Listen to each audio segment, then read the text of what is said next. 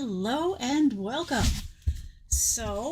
There's been all kinds of not so great news out in the universe. I'm not sure where this falls on the scale of things. I think it's probably not so bad right now because we have time, but heads up, Microsoft is going to stop supporting Windows 10 on October 14th, 2025.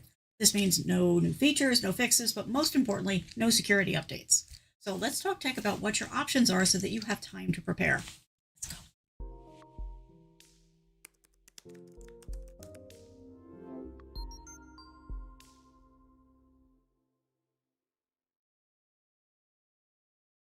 Alrighty, so yes, that they've been talking about this for a while. It's not really news so much, but there is some news embedded in this. But the reality is Microsoft has been trying to make Windows 10 go away for quite some time. They want everybody on Windows 11.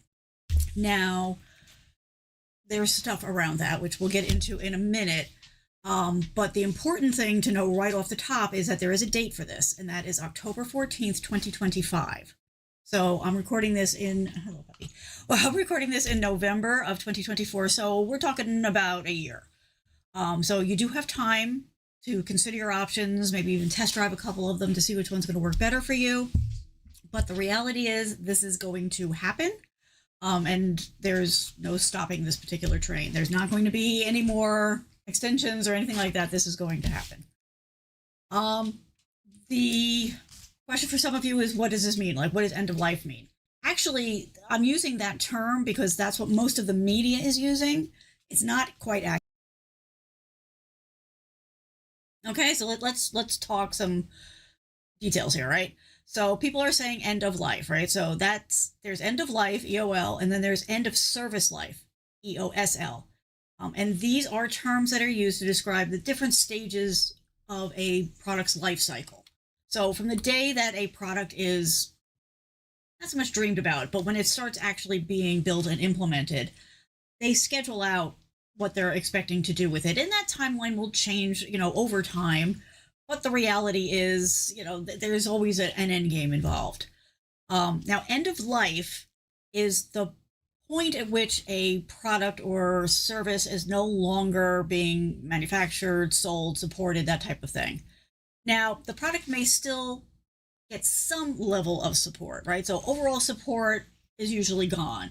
But sometimes, in that window, you will still get things like security patches, which is pretty much where Windows 10 has been for a while. You haven't really seen any big new features, that type of thing, but they have been pushing out the security updates to help protect all the systems that are using it. Where we're heading is end of service life, so EOSL.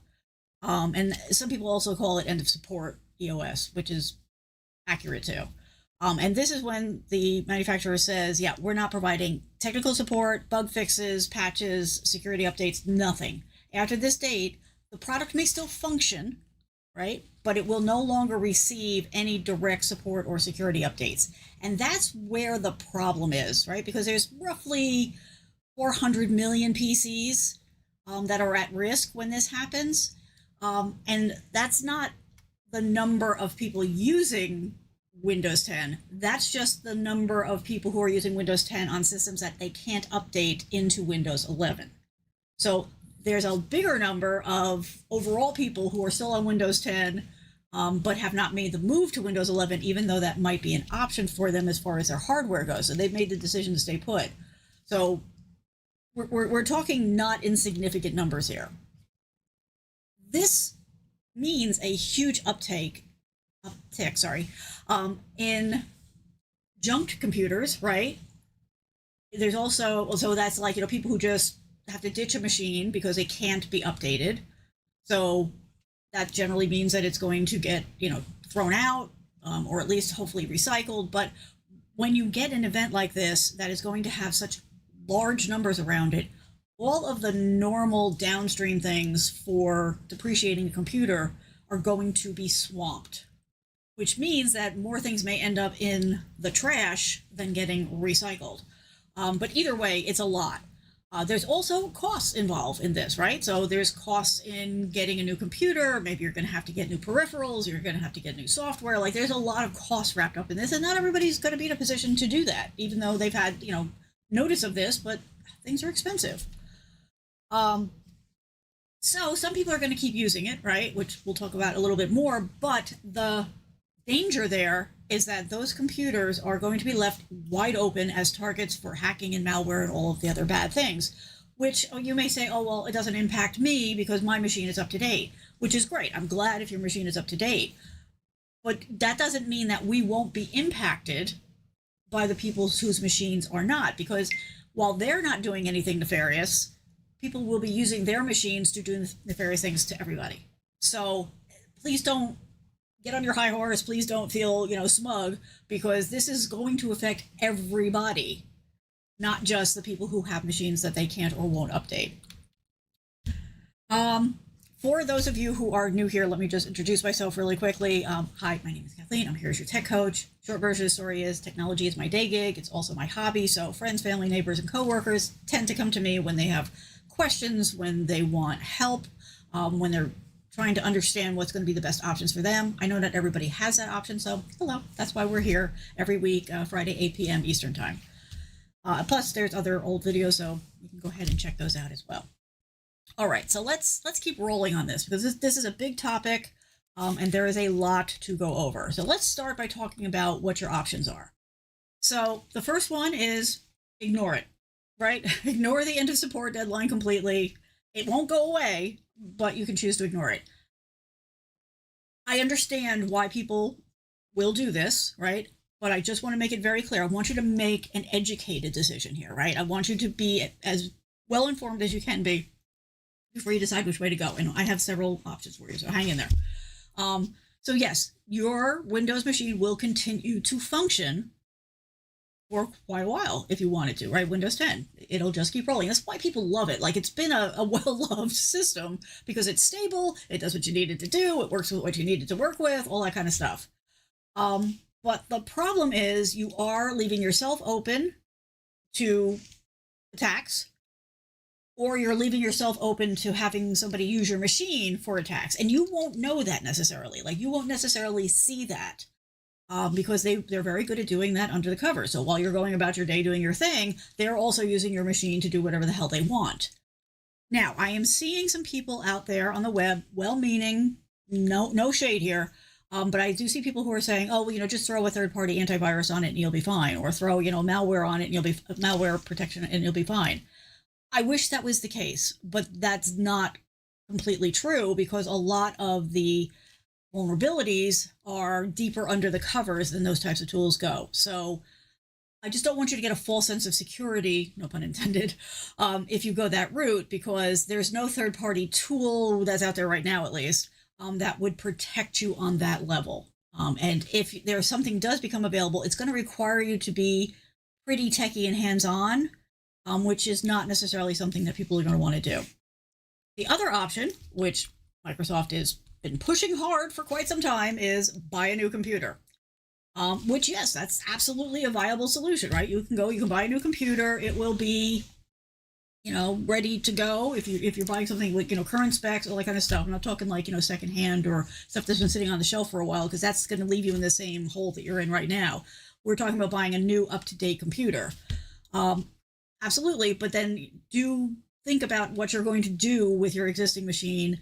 Make sure that you get all of your stuff off of it. Make sure that you wipe it at a military level. There's different tools to do that.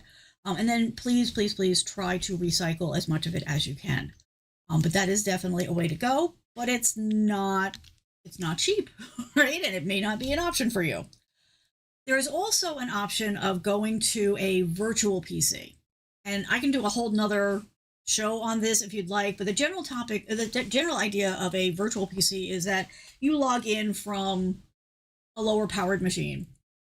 And then you're doing all of your work basically in the cloud. So you're logging into a system someplace where it has Windows 11 loaded. You can install your apps. You can do all that kind of stuff. A lot of people are used to doing this at work. And if you've done this at work, you'll know that it's a viable option. It may not be the best option for everybody, depending on what you're doing. If we're talking, email and office tools and that type of thing, it might be fine. But if you are doing graphics, video editing, 3D kind of stuff. That separation between you and the machine and doing everything over the internet that way is incredibly slow.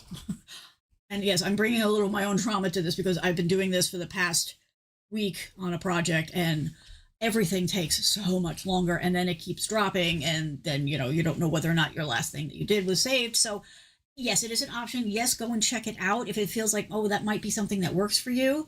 But understand that, like, again, if you're still using your Windows 10 machine to access the virtual Windows 11 machine, you still have the problems with Windows 10 of it not being secure and all that kind of stuff.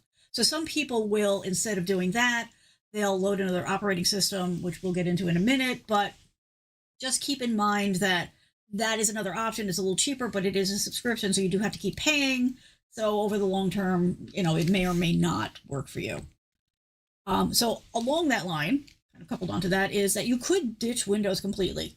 And by that, what I mean is most people will go one of two ways. And this does require a level of technical comfort, but it has gotten easier over the time. And that is, you could take your existing Windows 10 system and make it a Linux system, or you could load the Chrome OS on it.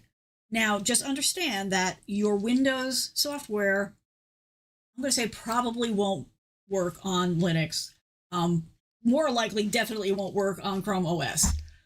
There are some things that might, but just be aware. So if you're going to do that, like, this would be really good for this step I just told you, right? So if you're going to go with a virtual desktop, you could take your existing Windows 10 machine, make it Linux, make it Chrome OS, and use that machine to remote into your remote desktop.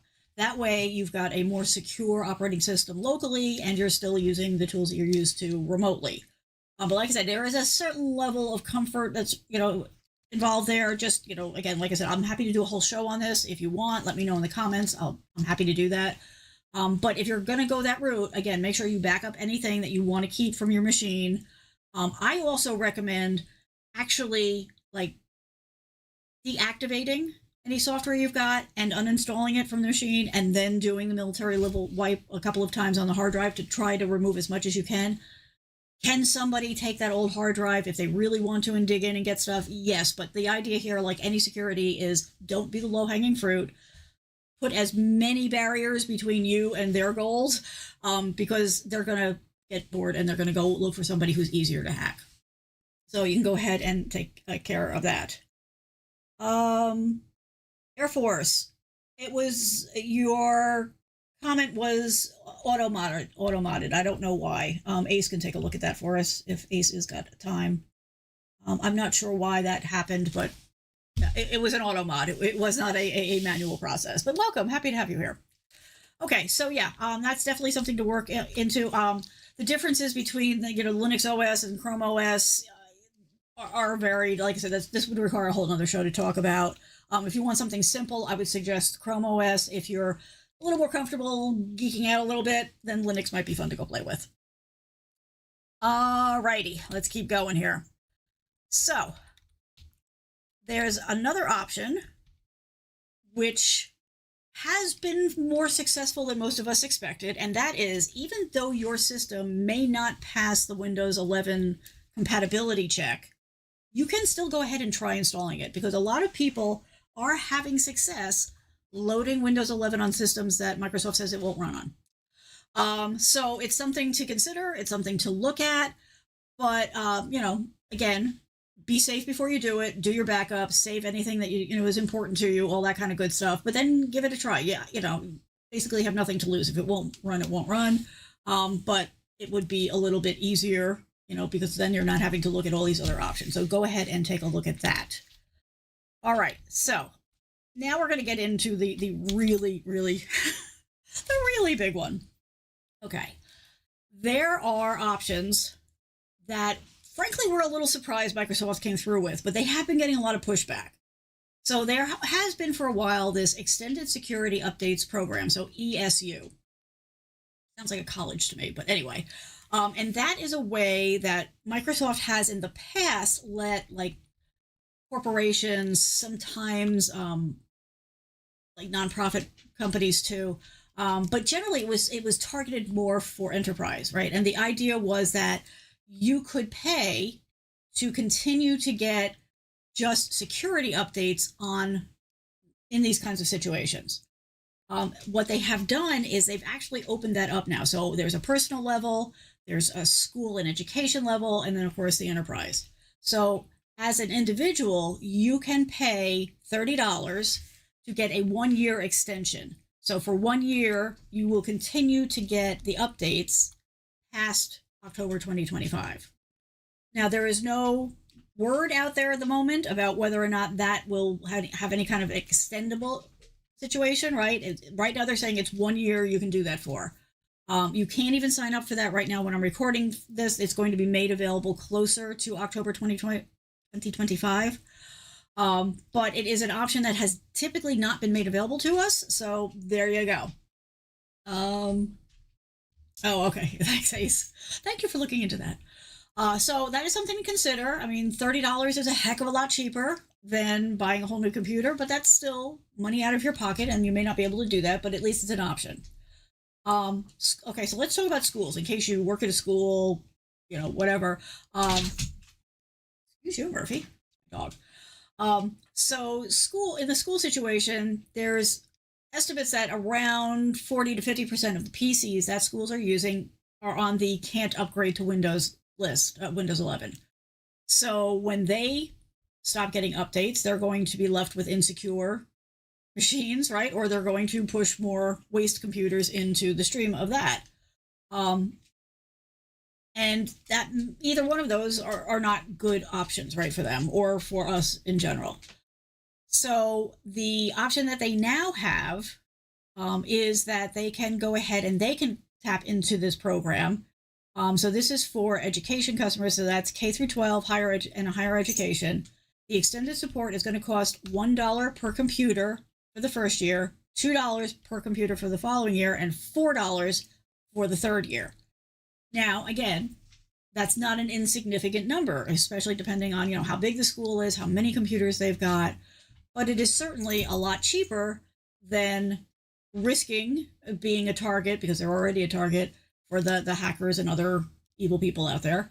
And it's certainly a heck of a lot cheaper than having to replace all of those computers at once. So it does buy them some time and helps keep their computers and their students safer when they're working on those older computers.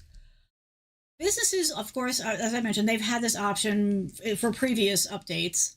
And so they are still going to have it. The price for them right now that I'm seeing is $61 for the first year, and that's per computer again. So again, not insignificant, but cheaper than replacing everybody's computer, or even worse, getting hacked. So $61 for business for the first year, and then it doubles each year after that. So it's $122 for the second year and $244 for the third year of updates. Now, with all that said, it's important to understand that these are just temporary fixes, right? It's buying you some time. And, at the end of that, there will probably be no other options. And you're going to want to think about what's going to work best for you. Pick one or two of these, give them a try. And if you go with this, extended option of getting the security updates for the next couple of years, you're really going to want to spend that time putting money away to replace your computer, and coming up with a plan to decommission the one that you've got, because that's super important. Okay, so whoops, I just lost my notes. I'm lost if I don't have my hang on. I definitely need my bullet points, because there's a lot of detail here. Okay, so the question comes up whether or not there are any discounts. So there are no discounts currently listed for the personal or for the school level of this, right? Some of the enterprise companies who are using things like Microsoft Intune or Windows Auto Patch, I'm just sharing this. I know for most of you this doesn't apply, but just in case, you want to go into work and be a rock star, you can share this information.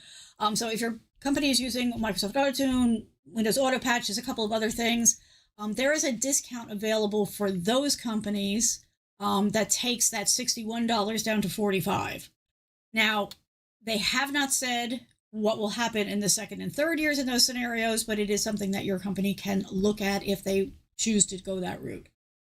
Also, very important to understand that if you are bringing your own device to work, which that's a whole other discussion, but if you're using your own equipment at work, their licenses will not apply to your machine.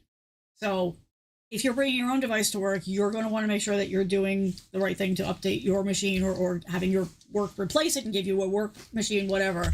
But just be aware that it's not a carryover kind of thing, right? So the enterprise license is not going to cover you, even if your company gave it to you for your personal machine. So you do want to go ahead and factor that in, have that discussion with work. Okay, so somebody just said it's also if they're using Azure Virtual Desktop. So it's good to know that. All right, the next one is if you are a nonprofit. First of all, really sorry about what you're going through right now. I'm filling out all of the forms, but that's a whole other conversation. So Microsoft says that they do plan to offer some version of these plans to nonprofits, but I have not been able to find any details on that yet. Now, like I said, we do have a year-ish, so do keep an eye out if you're a nonprofit and you're looking at this.